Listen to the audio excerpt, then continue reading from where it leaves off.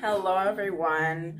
I wanted to make this quick video of all the 6 things. Okay, so 6 things that I learned about photography in general, or like posing, or like, like composition rules that I didn't know before. So a year ago I didn't know any of these things. I didn't know what any of these things meant, stood for, that these were even rules. Because a little backstory, I did a photography class back in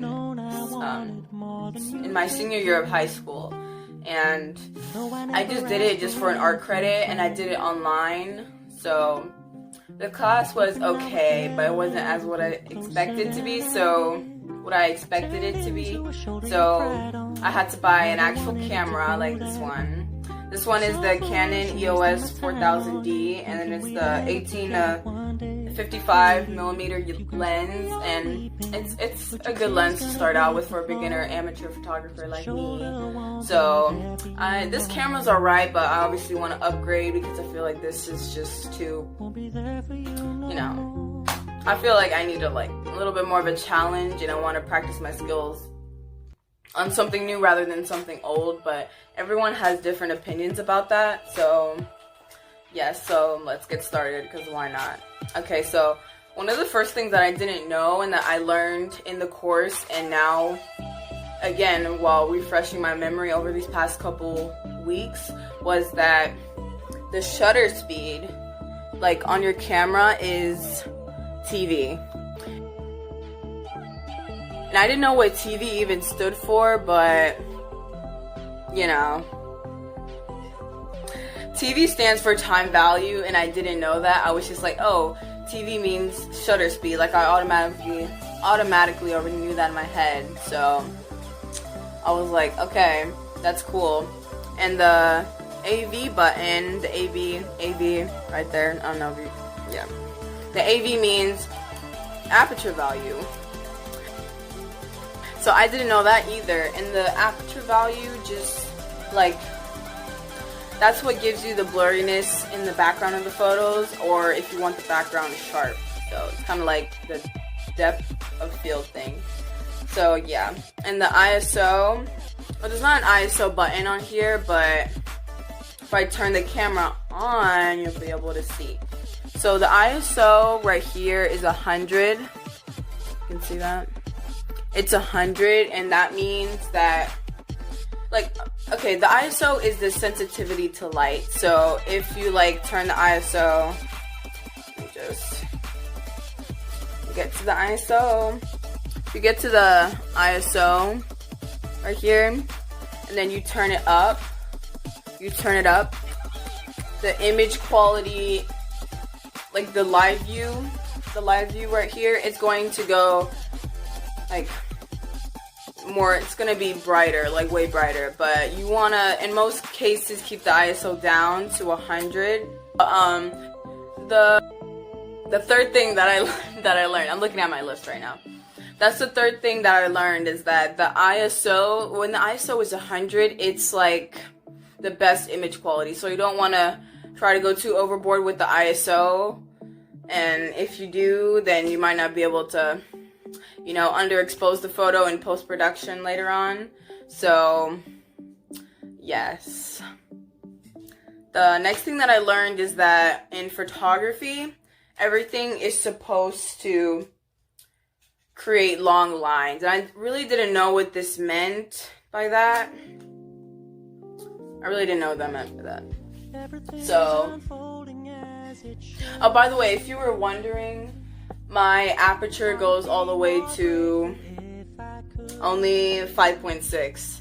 So that's the lowest aperture I can go. Some lenses have 1.2, 1.8, which is and when you use those apertures, you get a really nice blurry background. It's almost unbelievable. It's really good quality, and yeah. My photos have good blurry backgrounds, but I had to work on that. I've been working on my craft. I've been working on my skills. So yeah. Learned that you're not supposed to cut off any body parts in the photo because that doesn't look very nice, obviously. And you don't want to have, this one was really interesting for me, because like you don't want to have hair like on your neck. Like if you're like taking a portrait, a really nice portrait from the side, you don't want the model's hair to be like on the neck. You need it to be behind the neck so it can create long lines and it'll make the person look better, essentially, because that's all you want to do with like portrait photography. You want to make all the angles flattering to that person. You don't want to make it look, you know, less flattering for the viewer or the model who's going to be seeing these photos. So yes. And another thing that I learned for portrait photography is that when you're like shooting outside and like the sun, like golden hour in the morning or in the afternoon, you have to like turn the model like basically in a circle so you can see the best lighting that the sun hits on their face, and that's when you can start shooting. And I didn't know that, and I'm definitely going to use that technique in the future. And finally, the sixth thing, I literally like flew by there.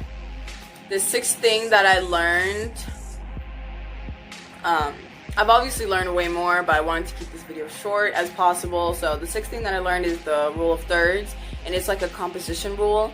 And it's basically you have 2 lines coming vertical and then 2 lines going horizontal, like a line graph basically, like in math. I know you've done that before. But you have those lines, and in your photograph, your subject has to hit one of those lines where the point meets. The intersection, I think it's called, like where the 2 lines intersect, you photograph the subject on those lines. And yeah, that will make for an more interesting photo, because it has to do like with the mind, because whenever a person looks at a photograph, apparently their eyes look to the left and then to the right, or the right and to the left. I don't remember exactly for sure right now, but I thought that was actually really interesting, and that's why so many photographs have like that kind of composition where it's like the subject is not in the middle all the time. It's usually to the side or like of the frame in the photo. So I thought that was pretty interesting. And yeah, another thing that also helps photography is when you frame, like when you put it in a frame. So for example, I have this, right? I bought this in like a store, the BTS store in New York, I think, or something like that. Yeah, it's really fuzzy. But for example, if I want to take a picture of, I don't know, let's say this thing that I made when I was little, I can take a photograph of it, the dog, and then I can photograph it through this, so it would make like a, you know, like a frame almost, like I'm framing the dog. And that helps your photography because it creates something more interesting to look at, and it's not like basic, I would say. And definitely. So those are the 6 things, well, I included 7, but basically 6 things that I learned about photography that I didn't know in the past, like a year from now. A year from today, I did not know. In the past year, I did not know about any of these things, and it was actually really cool. And yes, yeah, I really hope you're working really hard in my photography, like at home, you know, outside. I go outside and take pictures of the sunset, you know, just trying to practice on different things. And yeah, I've been having a lot of fun with it, so I really hope that you learned something new from these little photography, you know, tips and tricks almost, and education on cameras and on portrait photography in general. So yeah, bye guys.